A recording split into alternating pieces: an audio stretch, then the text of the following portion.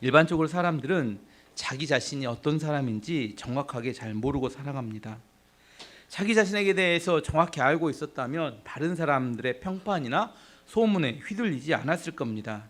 그런데 자기 자신이 누군지 모르기 때문에 누가 무엇이라고 자기에 대해서 이야기를 하면 그것을 마음에 품고 다니다가 뭐라고 생각해요? 그것이 자기처럼 생각해 버립니다.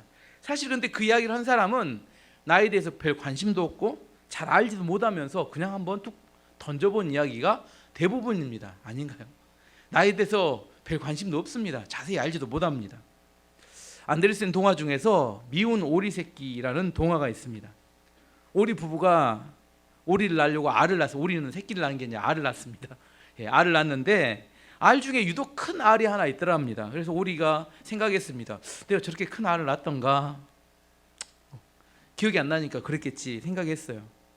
그리고 알이 이제 부화가 돼서 오리가 낳는데, 대부분 오리들은 다 하얀색 오리가 낳는데 유독 그 덩치 큰 오리는 회색의 깃털을 가졌고 이 부리가 검었습니다. 달랐어요.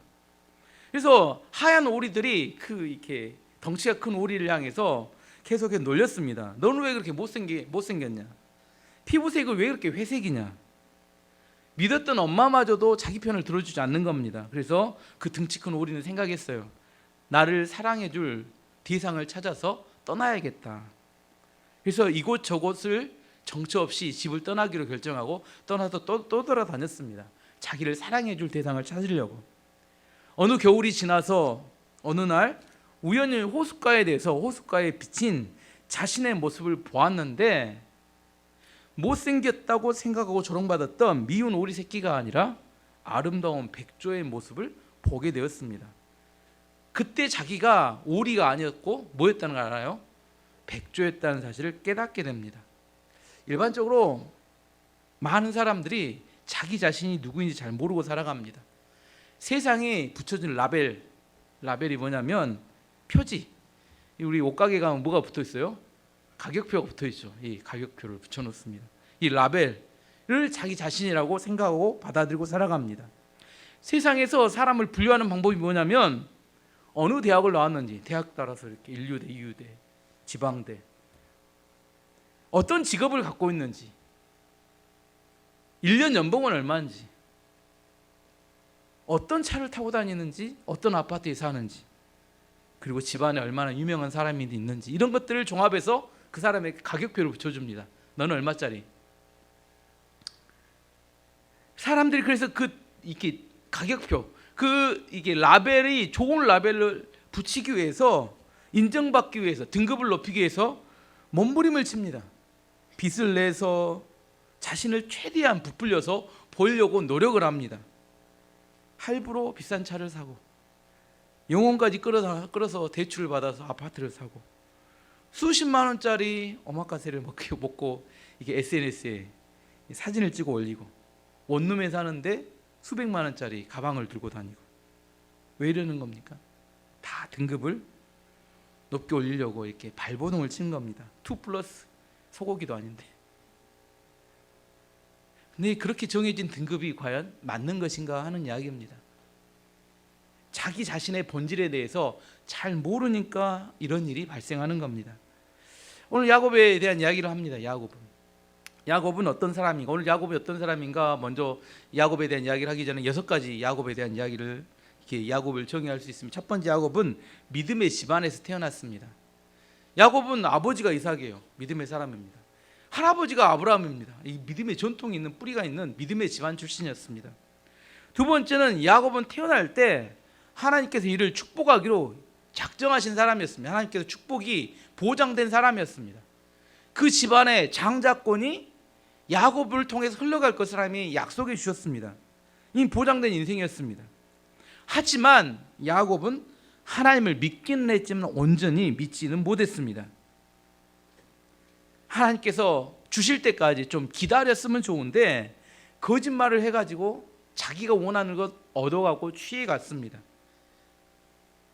네 번째는, 그는 아내가 4명, 아들이 11명, 그리고 큰 부자가 됐어요. 그는 열심히 일했고 최선을 다해서 일해서 부자가 되었습니다. 네 번째는, 그는 부자였습니다. 다섯 번째는, 그렇지만 너무너무 좋은 조건들이 있었지만 그는 행복하지가 않았습니다. 그는 항상 불안했고 두려웠습니다.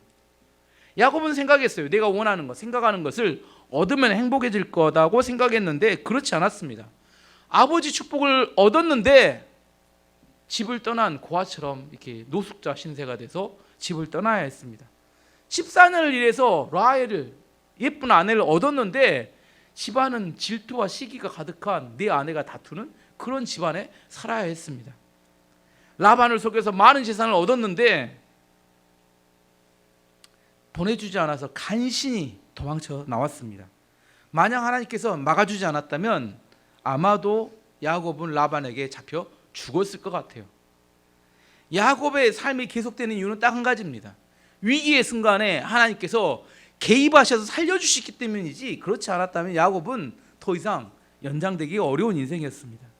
하여튼 우여곡절 끝에 20년 만에 드디어 고향으로 돌아오게 됐습니다. 근데 고향으로 돌아오는데 누가 기다리고 있어요? 예서가 기다리고 있습니다.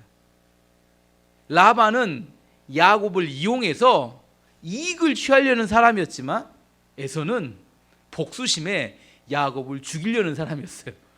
그래도 이익을 취하려는, 죽이려고는 안 하는데 에서는 죽이고 싶어 하는 사람이었습니다. 야곱의 생각은 이런 겁니다. 왜 내 인생은 이렇게 힘든 일이 많은가? 마음을 둘 곳이 없어요. 어느 곳에 하나 마음을 둘 곳이 없다, 이런 생각을 합니다. 야곱이 20년 동안 라반 아래서 일하면서 낮에는 열심히 일합니다. 라반을 이렇게 눈을 피해서 여러 가지 일을 했습니다. 근데 집에 돌아오면 별로 말이 없어져요. 왜 말이 없어요? 아내들에게 자기 아버지 험담을 하는 것을 좋아했겠어요? 말을 잘 안 합니다. 저녁밥을 먹으면 좀 있다가 들어가 잠을 자요. 야곱이 가나안에 다가오면, 가나안으로 가면 갈수록 더 말수가 없어집니다. 왜요? 20년 전에 자기가 형을 속여서 복을 얻었다는 사실을 누구에게 말하겠습니까? 누워서 침뱉기죠. 아내들은 전혀 모르잖아요. 지금 아무도 모릅니다. 근데 자기 혼자 이제 끙끙 앓는 겁니다. 아무에게도 이야기하지 않았지만 매일 밤 생각하는 겁니다. 고향으로 돌아가면 형이 나를 어떻게 대할까? 어떻게 하면 형과 화해를 할 수 있을까? 혹시 형이 그 일을 다 잊어버리고 나를 잘 대해줬으면 좋겠다. 막 등등등 수없이 생각은 많지만 어느 누구 하나 나눌 만한 대상이 없었습니다. 이런 생각을 하고 돌아오던 길에 야곱이 깜짝 놀랄 만한 것을 보게 됩니다. 1절 2절 말씀 보시면 야곱이 자기 길을 가고 있는데 하나님의 천사들이 야곱에게 나타났습니다. 야곱은 하나님의 천사들을 보고 이는 하나님의 군대다라고 말했습니다. 그래서 야곱은 그곳을 마하나임이라고 불렀습니다. 야곱이 하나님의 천사들을 보았습니다. 야곱이 하나님의 천사를 본 게 이게 처음이 아니었어요. 어디서 하나님의 천사를 만납니까? 베델에서 그날 잠을 자고 있을 때 꿈에 하나님의 천사들이 하늘에서부터 땅으로 이어진 사닥다리를 오르락 내리락 하는 것을 보았습니다. 근데 꿈속에서 봤기 때문에 자세히 보지는 못했던 것 같아요. 근데 이번에는 뭐요? 현실 속에서 하나님의 천사들을 만났습니다. 현실 속에 만났는데 자세히 봤더니 그 하나님의 천사들이 어떤 모양이었어요? 중무장한 하나님의 군대더라는 겁니다. 그래서 마하나임 이렇게 불렀습니다. 왜 하나님의 천사들이 야곱에게 나타났을까요? 왜? 이 천사들은 야곱을 지키는 하나님 보내신 천군 천사들이었습니다. 야곱이 너무 두려워하니까 하나님께서 내가 너를 지키고 있다고 확신을 시켜주기 위해서 아마 하나님의 천사를 보낸 걸로 생각됩니다. 6번째, 야곱은 어떤 사람이냐면 하나님의 천군 천사들이 보호하고 지키는 사람입니다. 한마디로 야곱은 하나님의 관심의 초점의 대상이었습니다. 왜 하나님이 야곱을 관심을 갖고 지켜보고 계세요? 그는 하나님의 약속을 붙들고 있는 사람이었기 때문입니다. 그는 하나님의 사명을 이룰 하나님의 꿈의 대상이었기 때문입니다. 사명자는 쉽게 죽지 않습니다. 언제까지 안 죽어요? 사명을 완수할 때까지는 죽을 수 없습니다. 왜? 천군천사가 하나님께서 지키도록 명령하셨기 때문입니다. 이걸 믿어야 되는데, 그런데 야곱은 이걸 온전하게 믿지를 못했습니다. 20년 만에 대면하게 되는 에서를 두려워했어요. 혹시, 그래서 20년 전에 분명히 자기가 형과 아버지를 속여서 축복을 받았잖아요. 그때 형을 대면해서 이 문제를 풀었어야 됐는데 부모님이 이거 풀지 말고 뭐 하라겠어요? 도망쳐라고 했습니다. 하란으로. 그래서 도망쳤습니다. 야곱은 문제가 발생하면 도망치는 사람, 주로 도망치는 걸로 해결했습니다. 아마도 지금 이때도 재산이 없고 가족들, 자기가 부양해야 될 가족이 없었다면, 분명히 홀로 있었다면 도망쳤을 것 같아요. 하지만 이제는 도망칠 수가 없습니다. 그 많은 재산과 그 많은 가족들을 데리고 도망칠 수가 없었습니다. 그래서 어쩔 수 없이 에서를 대면할 수밖에 없는 상황이었습니다. 야곱은 20년이 지나서 이제 형 에서가 자신에 대해서 어떤 생각을 하고 있는지를 알아보고 싶었고, 그래서 먼저 종에게 편지를 하나 써서 보냅니다. 3절에서 5절에 편지의 내용이 나옵니다. 야곱의 형 에서는 에돔 나라의 셀이라고 하는 지역에서 살고 있었습니다. 야곱이 에서에게 신분꾼을 자기보다 먼저 보냈습니다. 야곱이 신분꾼들에게 말했습니다. 내 주 에서에게 이 말을 전하여라. 당신의 종인 야곱이 말씀드립니다. 저는 라반과 함께 살며 지금까지 그곳에 머물러 있었습니다. 저에게는 소와 나귀와 가축대와 남종과 여종들이 있습니다. 그러므로 제가 이 사람들을 보내어 전하여 드리고 형님의 은혜를 구하려 합니다. 내용이 이런 겁니다. 저는 20년 동안 라반과 함께 살았습니다. 그리고 그때 많은 가축들을 얻어서 부자가 되었습니다. 이제 독립하려고 고향으로 돌아오는데 형님의 은혜를 얻고자 합니다. 내용의 결론은 뭐예요? 20년 전에 일을 좀 용서해 주면 안 되겠습니까? 이렇게 이야기를 해서 편지를 보낸 겁니다.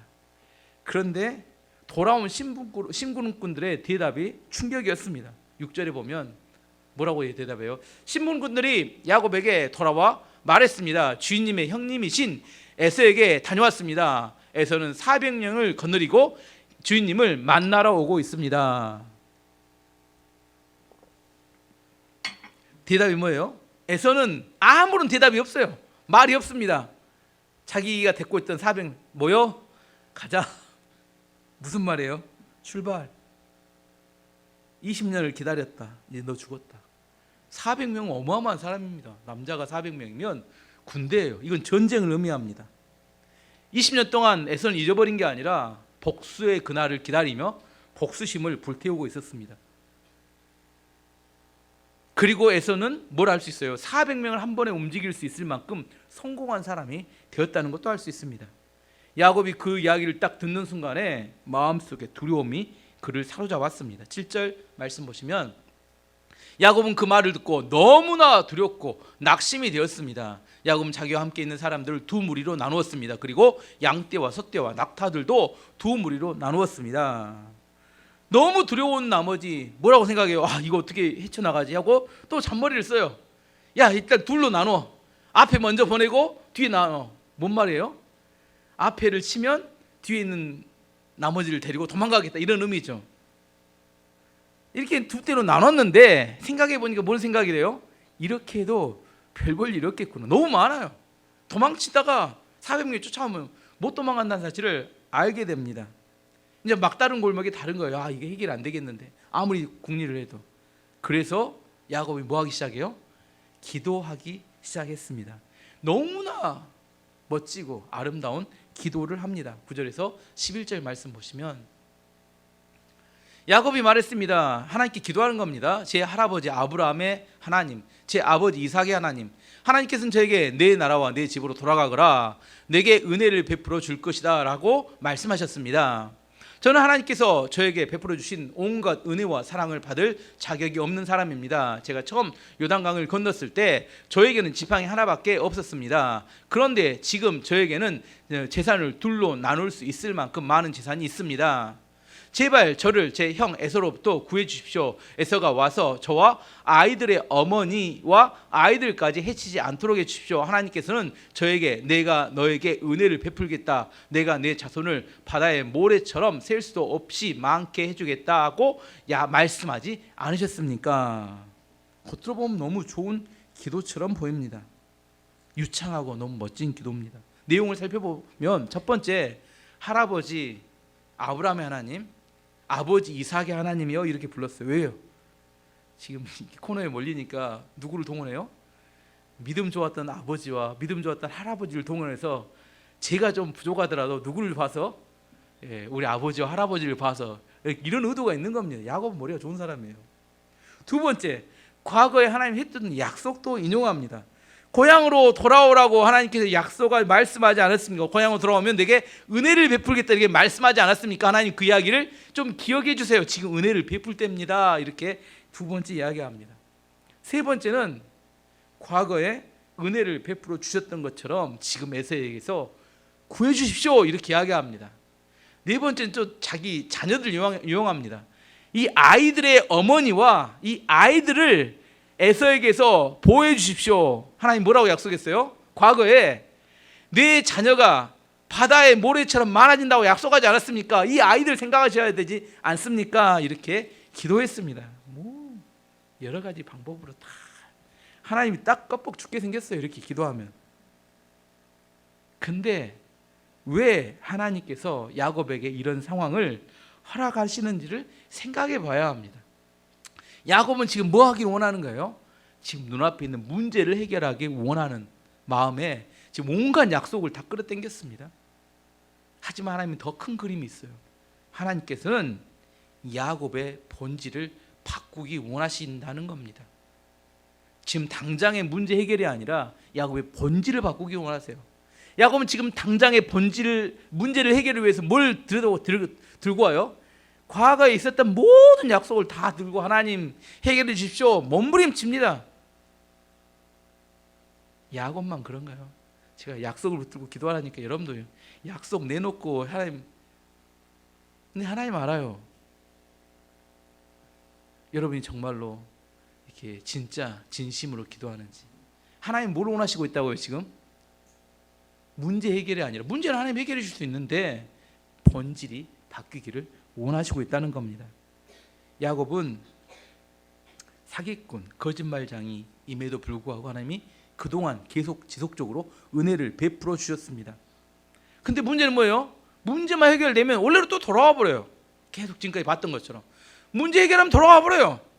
그때마다 약속을 붙들고 하나님 해결해 주십시오, 하나님만 의지하고 살겠습니다 이렇게 약속해 놓고 문제만 해결되면 원래 또 하나님께 이번에 작정하신 것 같아요. 내가 이번에는 본질을 바꿔야겠다. 유창한 기도 통하지 않습니다. 하나님 우리를 잘 아십니다. 우리는 때로 하나님을 어리숙한 뒷방 할아버지처럼 얼마든지 속여 먹을 수 있다고 생각하는데 그것이 어리숙한 생각입니다. 갈라디아서 6장 7절 8절이 이렇게 말합니다. 스스로 속이지 말라. 하나님은 업신여김을 받지 아니하시나니 사람이 무엇으로 심든지 그대로 거두리라.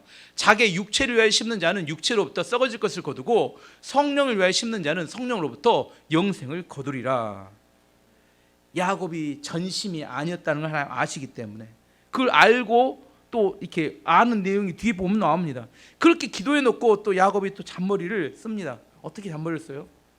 어떻게 또 에서의 마음을 또 이렇게 빨리 돌려볼까 해서 상상을 뛰어넘는 선물 공세를 결정합니다. 13절에 15절 말씀 보시면 그날 밤 야곱은 거기에서 묵었습니다. 야곱은 자기가 가진 것 중에서 에서에게 줄 선물을 준비했습니다. 야곱이 준비한 선물은 암염소 200마리, 순염소 20마리, 암양 200마리, 순양 20마리, 젖을 먹이는 암 낙타 30마리, 그리고 그 새끼 낙타들 암소 40마리, 황소 10마리, 암낙 20마리, 새끼 낙이 10마리. 몇 마리입니까? 다 합치면? 다 못 셌어요? 제가 계산했습니다. 550마리입니다. 가축 550마리면 얼마나 될까요? 하나에 100만 원씩 하면 5억 5천만 원이고 50만 원만 해도 2억이 넘고 25만 원만 해도 1억이 넘는, 정확히 저도 계산을 못 하겠어요, 얼마짜리인지. 근데 최소한 수억 원이 넘는 어마어마한 선물을 보내겠다고 결정을 했습니다. 또 잔머리를 하나 더 쓰는데, 보내는 방법이 어떤 방법을 쓰냐면 이걸 3개로 나눠요. 이걸 3개로. 한 무리 보내고 중간에 시간을 띄었다가 또 한 무리 보내고 시간 됐다 한 무리 보내요. 왜 그랬을까요? 이 말씀부터 읽어보고 16절에서 20절 말씀 보시면, 야곱이 이것들을 각각 때로 나누어 자기 종들에게 주면서 말했습니다. 나보다 먼저 가거라. 그리고 가축대와 가축대 사이에 거리를 두어라.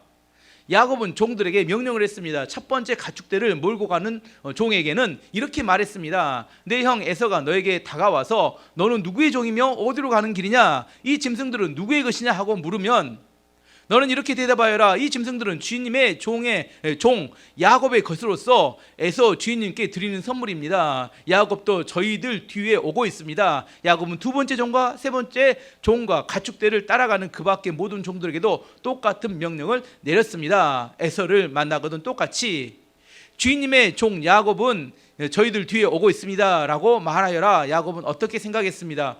이렇게 생각했습니다. 내가 가기 전에 먼저 이 선물을 주면 형의 마음이 풀어질지도 모른다. 그런 다음에 형을 만나면 형이 나를 맞아줄 것이다. 에서가 종들에게 누구의 종이냐 물어보면 에서의 종 야곱의 종입니다.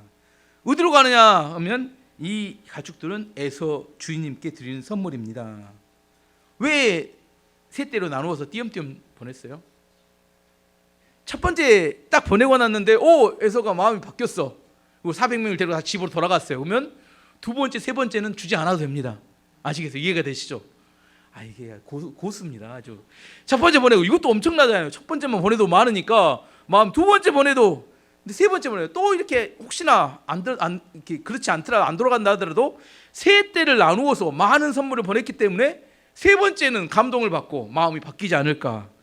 아무튼 머리는 대단히 좋은 사람입니다. 그런데 문제는 뭐예요? 이렇게 머리를 썼지만 효과가 있었어요, 없었어요? 효과가 전혀 없었습니다. 왜 효과가 없었을까요? 이것은 사람이 세팅한 게 아니라 하나님이 준비한 세팅이기 때문입니다. 하나님이 야곱의 본질을 바꾸기를 원하셨어요. 하나님의 계획을 인간적인 방법으로 벗어날 수 있는 방법은 없습니다. 근데 마지막에 또 한 번 야곱이 잔머리를 씁니다. 21절에 24절 말씀 보시면, 그래서 야곱은 에서에게 먼저 선물을 보냈습니다. 그리고 야곱은 그날 밤 천막에서 묵었습니다. 그날 밤 야곱은 자리에서 일어나 두 아내와 두 여종과 11 아들들을 데리고 야복강 나루를 건넜습니다. 야곱은 자기의 가족 모두와 자기의 모든 재산을 강 건너편으로 보냈습니다. 그리고 자신은 홀로 뒤에 남았습니다. 어떤 사람이 와서 밤새도록 야곱과 씨름을 했습니다. 무슨 말이냐면 모든 가족과 모든 재산을 야복강을 건네게 했어요. 그리고 자기는 어떻게 해요? 배 타고 다시 강 뒤로 돌아와서 강 안 건너고 뒤에 그 아래쪽에 혼자 남았으면, 왜 혼자 강을 안 건너고 다 보내고 혼자 강을 안 건너고 있었을까요? 에서가 와서 다 치면 어떻게 하려고? 혼자 어떻게 하려고요? 혼자 도망치려고. 이제 가족도 소용없고 재산도 소용없습니다. 아시겠죠? 이게 야곱입니다. 이게 누구라고요? 혼자라도 도망쳐야겠다. 아내 남편을 믿으세요? 궁지에 처하면 그것도 없습니다. 야곱은 믿음이 있는 것 같아요. 기도하잖아요. 약간 유창한 기도를 합니다. 믿음이 있는 것 같으면서 또 거기에 또 뭐예요? 또 잔머리를 써요. 믿음과 잔머리가 막 오고 가고, 이게 누가 야곱인지 모르겠어요. 야곱만 그런가요? 아마도 그날 밤에 야곱은 또 강을 건너와 되돌아와서 잠을 청하려고 하는데 쉽게 잠이 오지 않았을 겁니다. 언제도 그랬어요. 20년 전에 야곱이 아버지 집을 떠나서 베델에서 노숙할 때 그날 밤도 야곱은 쉽게 잠을 들지 못합니다. 너무너무 외롭고 지치고 절망적인 마음이었어요. 야곱의 마음은 이런 겁니다. 그때나 지금이나 나는 열심히 살아왔는데 왜 이런 일들이 계속 되고 있는 건가. 원망하는 마음. 또 이런 일이 벌어지면 최소한 한 명 정도는 남아서 위로해 줄 사람이 있어야 되잖아요. 근데 어느 누구도 그 상황에서 위로해 줄 사람이 아무도 없는 겁니다. 지독한 고독함과 외로움을 느낍니다.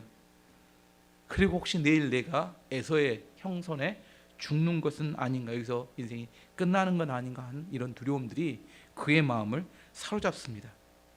이 잠을 못 자고 있어요. 근데 갑자기 어떤 사람이 찾아왔습니다. 그리고 그 사람이 씨름을 하기 시작했어요. 사실은 그 어떤 사람이 찾아왔다기보다는 야곱이 그분을 초청했다고 해야 맞을 겁니다. 야곱이 밤새도록 씨름했던 그 사람은 누구였을까요? 그 사람은 하나님이셨습니다. 근데 하나님인데 세 분 하나님 있잖아요. 성부, 성자, 성령. 세 분 하나님 중에서 인간의 몸으로 이 땅에 오신 하나님은 누구세요? 세 분 중에? 예수님이시.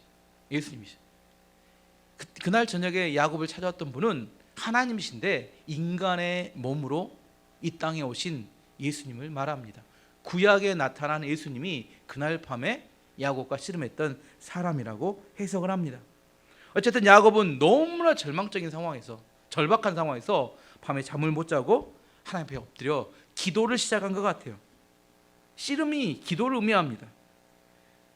씨름은 어떤 운동이에요? 온 몸을 이렇게 딱 대고 힘으로 버티는 운동입니다. 내가 힘을 지치면 밀려서 지는 거고, 온 몸으로 힘을 써서 이렇게 밀어붙이는, 두 힘이 이렇게 서로 이렇게 겨루는 건데, 바로 기도가 그런 거라는 겁니다. 기도가 이렇게 나이스하고 편하게 이렇게 기도하는 거 아닙니다. 기도는 내 온 몸을 다하여 내가 하나님과 씨름하고 겨루듯이 온 몸에 진액이 빠지도록 내가 겨루고 그 내 안에 그 간절히 부르짖는 것을 의미합니다. 어쨌든 야곱이 처음 했던 기도는 일상적이고 형식적이고 멋진 기도예요. 막 하나님 약속도 있고 뭐 내용만 보면 너무너무 멋집니다. 하지만 그 기도로 정말 위기의 상황에서 벗어날 수는 없습니다. 야곱은 이날 아침 해가 뜰 때까지 씨름하는 기도를 합니다. 이게 생명을 건 기도라고 합니다. 철야기도의 모델입니다. 철야기도 어디서 생겼냐면 바로 여기서 생긴 겁니다. 해가 뜰 때까지. 요즘 철야기도 하면 심야기도로 저녁에 한 2시간 하고 끝내고, 이건 철야기도 아닙니다. 철야기도 흉내만 내는 거죠. 예전에 철야기도 언제까지 해야 돼요? 새벽까지 하는 기도를 말합니다. 이런 정말 자기 생명을 건 기도, 그 심각한 기도를 신약 성경에도 여러 군데 나오긴 하는데 가장 대표적인 게 예수님께서 겟세마네 동산에서 기도하셨던 기도입니다. 예수님이 겟세마네 동산 기도하실 때 땀방울이 핏방울이 되어 떨어졌다 이렇게 표현합니다. 누가복음 22장 42절 44절 말씀 보면 이르시되 아버지여, 만일 아버지의 뜻이거든 이 잔을 내게서 옮기시옵소서. 그러나 내 원대로 마시옵고 아버지의 원대로 되기를 원하나이다 하시니 천사가 하늘로부터 예수께 나타나 힘을 더하더라. 예수께서 힘쓰고 애써 더욱 간절히 기도하시니 땀이 땅에 떨어지는 핏방울 같이 되더라. 성경학자들은 아마 이마에 있던 모세혈관이 터졌을 거라고 해석을 합니다. 예수님께서는 왜 이렇게 간절히 기도를 하셨어요? 핏방울이 되도록, 떨어지도록. 십자가를 지는 것이 그만큼 쉽지 않다는 겁니다. 십자가를 지는 건 사명입니다. 마땅히 져야 되지만 실제로 그 십자가를 지라고 이야기하면, 져야 되는 상황이 되면, 실제로 십자가에 올라가면 수없이 많은 모욕과 배신과 육체적 고통이 감당하기가 너무 힘들기 때문에 도망가고 싶어요. 십자가를 피하고 싶습니다. 어느 누구 십자가를 내가 여유 있게 지는 사람 없어요. 십자가는 누구에게나 어마어마한 짐입니다. 져야 될 것인가? 마땅히 져야 되죠. 하지만 피하고 싶은 마음, 두 마음 사이에 갈등이 되니까 기도하는 겁니다. 핏방울이 떨어질 만큼. 예수님은 어떻게 결정을 내렸어요? 자기의 피하고 싶은 욕망을 꺾고 하나님의 뜻을 순종하기로 결정하셨습니다. 하지만 야곱은 그날 밤 하나님과 예수님과 씨름했지만 자기의 욕망과 자기의 방법, 자기의 고집을 쉽게 꺾지 못하고 버텼습니다. 계속 버텼습니다. 기도는 씨름이다니까요. 내 욕망과 하나님의 말씀의 뜻이 지금 씨름 계속해서 버티고 있습니다. 예수님께서 결국 꺾지 못하고 있는 야곱의 고집, 아집, 욕망을 꺾이지 않자 꺾을 수 있도록 하기 위해서 그의 환도뼈를 내리쳐서 부려뜨려 버렸습니다. 25절 말씀 보시면 그 사람 야곱을 이길 수 없다는, 예수님께서 이길 수 없다는 걸 알고 야곱의 엉덩이 뼈를 쳐서 엉덩이 뼈를 어긋나게 만들었습니다. 야곱은 더 이상 환도뼈가 엉덩이 뼈에 부러져 가지고 홀로 설 수 없는 상황이 되고 말았습니다. 그때 야곱은 어떻게 했을까요? 못 서니까 두 손으로 예수님의 목을 딱 껴잡고 어떻게 해요? 그래도 버티고 안아줍니다. 예수님이 그래서 말씀하셨습니다. 26절 말씀 보시면 그 사람이 야곱이 말했습니다. 날이 새려고 하니 나를 놓아다오. 하지만 야곱이 말했습니다. 저에게 복을 주시지 않으면 보내드릴 수 없습니다. 예수님이 이제 날 쓰려고 하니까 그만하자. 부러졌으니까. 하지만 야곱은 뭐요? 그만둘 수가 없어요. 왜 그만둘 수가 없어요? 갈 수가 없어. 이제 여기서 인생이 끝장나간, 뒤로 도망가서 혼자 도망간들 무슨 인생의 의미가 있습니까? 가족도 없고 재산도 없는데 의미가 없어요. 다음날 전진에 나가면 누굴 만나요? 에서를 만나면 딱 죽기 알맞은 날이에요. 딱 날이 좋은 날이야, 죽기에. 앞으로 가도 안 되고 뒤로 가도 안 되고 이러도 못하고 저러도 못합니다. 여기서 하나님께서 은혜를 주시지 않으면, 오늘 여기서 하나님께서 복을 주시지 않으면 내 인생은 안 됩니다. 너무너무 절박했습니다. 결판을 내주십시오. 그래서 끝까지 붙들고 기도하는 겁니다. 기도는 언제까지 하는 거예요? 응답 받을 때까지 하는 겁니다. 아까 말에 처음 기도했던 것처럼 유창한 말로 대충 이렇게 하나님을 현혹시키는 이야기죠. 현혹시키는 이야기로 해놓고 나서 들어주십시오. 그렇게 안 됩니다. 시간 채우는 거 기도 아닙니다. 날이 셀 때까지 끝장을 보고 기도해 보지 않았다면 왜 하나님 내 결정적인 문제를 해결해 주시지 않습니까? 이렇게 하나님께 이야기하는 것은 욕심입니다. 내 안에 정말 결정적인 문제가 하나님 앞에 해결되기를 원한다면 나를 위해서 기도하세요. 정말 하나님께 응답을 받기를 원한다면. 야곱은 그렇게 했습니다.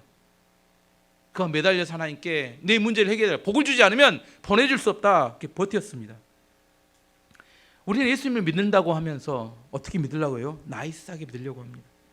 자존심을 세우면서 믿으려고 합니다. 그래서 응답이 없는 겁니다. 여러분의 생명을 걸고 여러분의 모든 걸 걸고 기도해야 합니다. 정말 해결할 문제가 있다면 하나님이 해결해 주실 때까지 끝까지 포기하지 말고 기도하셔야 합니다. 왜요? 왜 지금 이렇게 기도해야 합니까? 하나님께서 이렇게 기도하도록 지금 이 코너까지 몰고 오신 분이 하나님이기 때문입니다. 하나님 능력이 없어서 에서 하나를 처치하지 못해 주시는 게 아니라는 겁니다. 야곱의 본질을 바꾸기를 원하신다는 겁니다. 문제 해결이 아니라 야곱의 본질을 바꾸기 원하는데 은혜만 주면 원래로 돌아가니까 본질을 바꿔야 되기 때문에 지금 이 문제를 가지고 버티고 기도하도록 만드는 겁니다. 기도 응답이 안 된다고 불평하지 마시고 내가 정말 하나님이 원하시는 그 수준까지 하나님께 매달려서 하나님밖에 없습니다. 하나님 나를 인정해 주지 않으면 갈 데가 없습니다고 그렇게 하나님을 신뢰하고 의지하고 하나님만을 붙들고 기도해 봐야 합니다. 그렇지 않으면 왜 그래요? 또다시 옛날로 돌아가요. 그럼 항상 이야기합니다. 사람 바뀌지 않는다고. 야곱이 이렇게 필사적으로 매달리자 예수님께서 야곱에게 이렇게 물어봅니다. 27절 말씀. 그 사람이 야곱에게 말했습니다. 내 이름이 무엇이냐? 야곱이 대답했습니다. 야곱입니다. 내 이름이 무엇이냐? 이것은 야곱의 본질에 대한 질문입니다. 너 진짜 누구냐? 이렇게 물어보는 거예요. 너 진짜 누구냐? 너 어느 대학 출신이냐? 이게 아닙니다. 너 직업이 뭐냐? 이걸 물어보는 게 아니에요. 너 어디 아파트 사냐? 이걸 물어보는 게 아닙니다. 너 어디 자동차 타느냐? 이걸 물어보는 게 아니라 진짜 너의 본질이 무엇이냐? 이렇게 물어보는 겁니다. 야곱이 대답했습니다. 누구라고요? 야곱입니다. 저 사기꾼입니다. 저 거짓말 이야기입니다. 그러자 예수님께서 28절에 이렇게 말씀하십니다. 그 사람이 말했습니다. 내 이름은 이제부터 야곱이 아니라 이스라엘이다. 내가 하나님과 씨름했고 사람과도 씨름을 해서 이겼기 때문입니다. 이제 앞으로는 너 이름을 야곱이라, 네 본질이 야곱이 아니라 앞으로는 이스라엘이다. 이스라엘이 어떤 의미냐면 이긴 자라는 거야. 이긴 자. 너는 사기꾼이 아니라 앞으로 승리자다. 이렇게 이름을 바꾸어 주신 겁니다. 본질이 바뀌어야 합니다. 이겼다는 것은 하나님을 이뤘다는 게 아니라 내가 하나님을 의지해서 승리자가 되었다는 이야기입니다. 우리는 하나님의 축복을 원하지만 우리가 축복을 받지 못하는 이유는 우리가 사기꾼이기 때문입니다. 아이들이 밖에서 어린 아이들이 놀다 왔어요. 근데 흙 속에 놀다 보니까 온 흙투성이가 돼서 왔습니다. 엄마가 맛있는 간식을 주고 싶어요. 근데 그대로는 줄 수 없습니다. 엄마가 뭐라고 해요? 씻고 와라, 이렇게 씻고 와라. 좋은 걸 주고 싶지만 줄 수가 없어요. 하나님도 똑같습니다. 복을 주고 싶으시지만 사기꾼에게는 줄 수가 없습니다. 승리자로 본질이 바뀌어야 줄 수 있습니다. 야곱은 이날 환도가 부러져서 장애인이 되었습니다. 겉으로 봤을 때는 망한 인생 같아요. 장애인 되면 망할 것 같죠. 하지만 야곱은 그날 승리자의 축복이 되는 인생으로 바뀌게 됩니다. 다리가 쩔뚝거리며 평생 살았어요. 그 이후에 쩔뚝거릴 때마다 뭘 생각해요? 야복강의 기도를 생각하게 되었습니다. 그 인생에 흔적이 남았습니다. 그럼 우리가 다른 사람이 장애인처럼 걸으면 그게 무슨 느낌인지 모르지만 야곱이 한 걸음 한 걸음 걸을 때마다 그는 뭐예요? 이 쩔뚝거리는 쩔뚝거림에 하나님의 흔적과 하나님의 은혜와 하나님의 약속이 몸에 새겨져 버린 겁니다. 우리도 마찬가지입니다. 야곱만 사기꾼입니까? 하나님은 축복을 주시기 전에 축복을 담을 만한 그릇으로 우리를 바꾸길 원하십니다. 가장 좋은 것은 이렇게 말씀을 듣고 바뀌면 제일 좋습니다. 근데 말씀을 듣고 은혜 받고 돌아가면 어디로 가요? 또다시 그 자리로 또 갑니다. 그래서 하나님께 두 번째 어떻게 바꾸길 원하세요? 라반 같은 고난을 통해서 바꾸길 원하십니다. 라반이 옆에 붙어 있어서 우리를 힘들게 하지만 그때라도 바뀌면 더 좋습니다. 그래도 안 되면 어떻게 돼요? 환도뼈가 부러져야 합니다. 환도뼈가 부러져서라도 바뀌면 괜찮습니다. 그래도 바뀌면 하나님의 축복에 담을 만한 그릇이 되기 때문에 그래도 괜찮아요. 이렇게 그의 이름이 바뀌고 난 다음에 예수님은 떠나가시고 야곱은 홀로 남았습니다. 그때 이제 야곱의 모습을 한번 상상을 해보면 어떻게 됐어요? 이제 밤새 예수님과 씨름하고 난 다음에 다음날 아침이 됐는데 온 몸은 흙투성이, 머리는 산발, 그리고 다리는 쩔뚝쩔뚝 걷고 있는데 씩 웃었는데 이빨은 2개 없어요. 근데 그때 때마침 뭐가 떠오르냐면 해가 딱 떠오릅니다. 나 이 장면을 생각하면 재밌습니다. 31절 말씀 보시면 야곱이 그곳을 떠나려 할 때 해가 떠올랐습니다.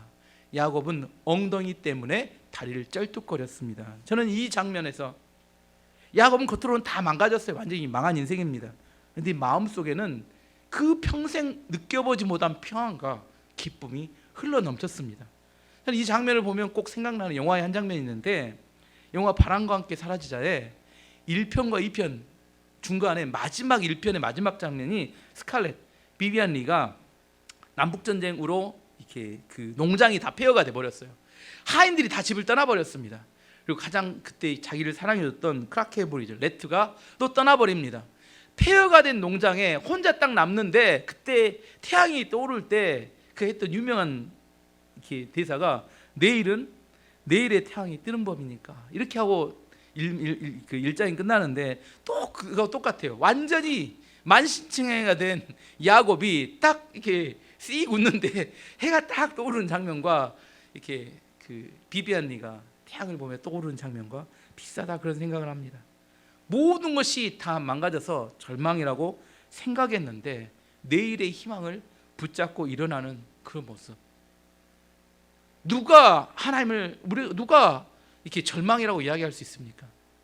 하나님을 만나면 누구에게나 새로운 희망이 시작되고 모든 것이 회복 가능하고 회복되어집니다. 야곱이 그날 보았던 해는 희망의 태양이었습니다.